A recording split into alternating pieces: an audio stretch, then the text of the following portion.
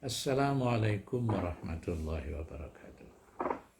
Bismillah, alhamdulillah, wassalatu wassalamu ala rasulillah, wa ala alihi wa sahbihi wa man wala. Amma ba'du. Ashhadu an la ilaha illallah wa ashhadu anna Muhammadan abduhu wa rasuluh. Rabbi zidni ilman nafi'ah warzuqni fahma wa hukma wa alhiqni bis salihin. Amin.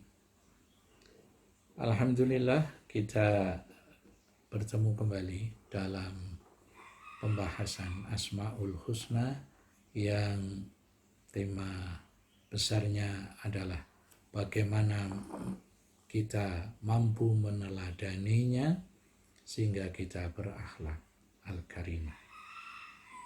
Yang lalu sudah kita bahas tentang bagaimana meneladani Ar-Rahim. Sekarang kita akan membahas Ar-Rabb yang misalnya antara lain terdapat di dalam surah Al-Fatihah, Alhamdulillahi Rabbil Alamin. Namun untuk sebelumnya kita akan mengutip inti dari apa yang sudah kita bahas, menjawab pertanyaan bagaimana meneladani sifat Ar-Rahim itu dalam kehidupan sehari-hari bagi orang mukmin. Saya akan kutipkan tulisannya Bapak Quraish Shihab di dalam bukunya Asmaul Husna juga. Beliau menjelaskan begini: menjadikan rahmah sebagai ciri pribadi itulah meneladani Asmaul Husna bagi orang mukmin. Jadi rahmah itu harus menjadi ciri pribadi orang mukmin, sehingga orang mukmin tadi tak ragu mencurahkan kasih sayang kepada siapapun dan kepada makhluk apapun, bahkan baik yang masih hidup atau yang sudah mati. Jadi kepada orang mati pun atau makhluk yang sudah mati pun kita harus berakhlak. Kepada makhluk yang tidak bernyawa pun kita harus berakhlak, apalagi makhluk hewani yang bernyawa, apalagi kepada manusia. Rahmah bagi seorang mukmin berlaku juga untuk orang pada umumnya, baik itu orang taat ataupun orang yang tidak taat. Karena kemanusiaannya, karena posisinya sebagai makhluk Allah, kita akan mengasihi mereka, menyayangi mereka. Selanjutnya beliau menyatakan, matahari dan kasih sayangnya merupakan contoh yang baik bagi seorang mukmin di dalam berakhlak meneladani Ar-Rahim itu. Matahari dengan sinar dan kehangatannya selalu tercurahkan kepada dunia ini seisinya dengan tanpa kikir dan tanpa bosan. Dia terus menyinari dan menghangatkan. Contohlah matahari itu. Nah, sekarang kita akan lanjutkan. Bila ada orang penerima sinar matahari atau kehangatan dari matahari itu menerima secara berbeda satu sama lain, itu bukan karena matahari dengan sinar dan hangatnya itu yang berbeda satu sama lain, tapi itu terjadi lebih disebabkan karena faktor yang terdapat pada penerima tersebut. Seperti rahmah kita. Rahmah kita harus kita curahkan kepada siapapun dan apapun. Bahwa orang itu kemudian ada yang menerima separuh, sepertiga, atau sepenuhnya itu sepenuhnya menjadi soal bagi yang bersangkutan, bukan soal kita.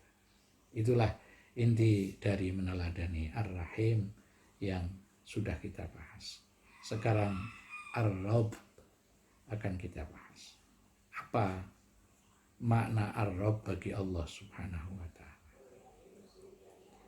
Yang jelas di dalam surah Al-Fatihah yang sudah kita baca itu, Rabbil Alamin itu artinya Allah memelihara seluruh alam ini. Jadi Allah mencipta, setelah Allah mencipta lalu memelihara. Itu pengertian yang terdapat di dalam surah Al-Fatihah tentang Ar-Rabb tadi. Makanya An-Nabi Lusi menyatakan begini, Aqrabul ma'ani ilal insan annahu al-murabbi. Makna yang paling dekat Ar-Rabb itu bagi manusia adalah al-murabbi.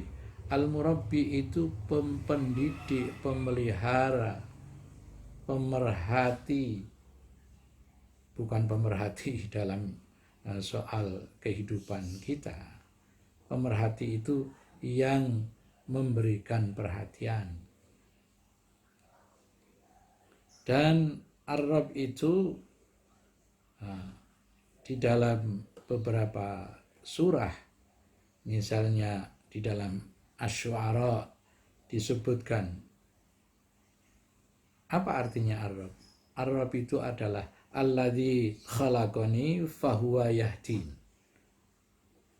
Yang Allah yang menciptakan kita itu kemudian memberi petunjuk.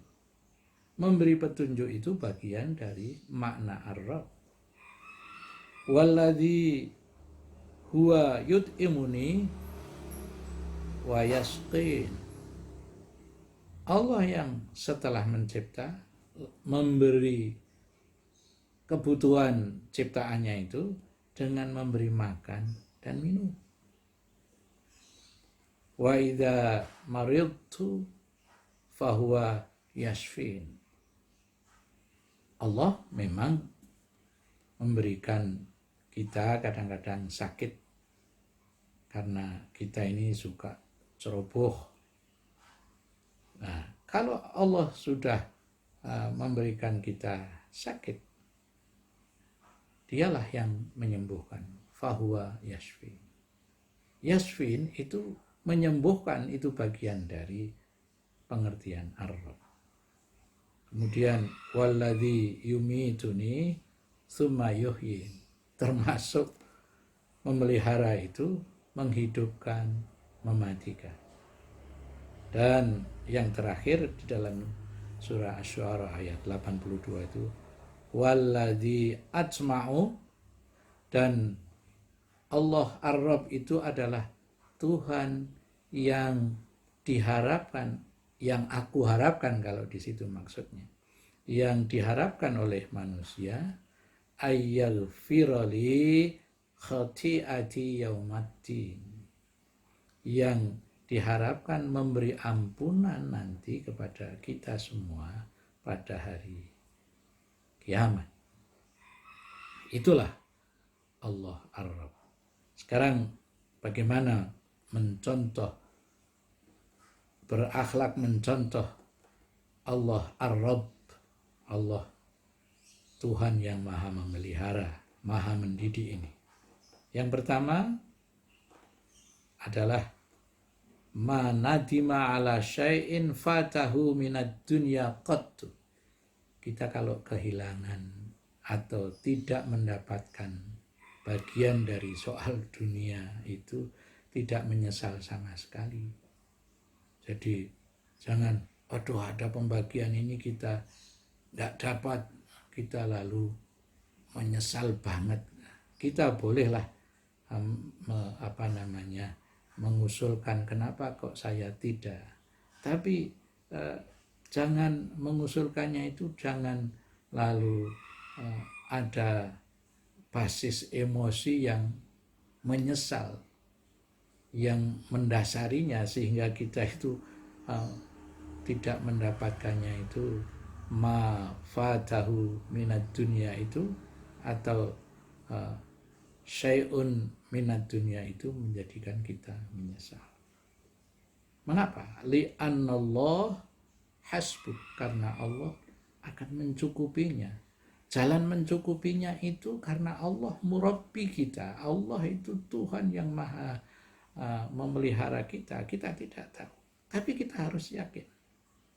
Kalau kita yakin, insya Allah nanti Allah akan mencukupi. Wa man kana Allahu hasbuh kafahu. Maka siapa yang menjadikan Allah itu sebagai yang mencukupinya, karena Allah Ar-Rabb, maka Allah akan mencukupinya benar.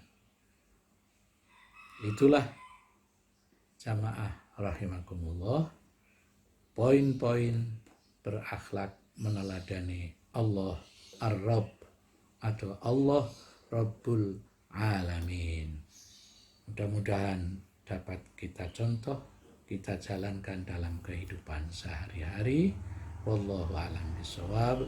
Wassalamualaikum warahmatullahi wabarakatuh.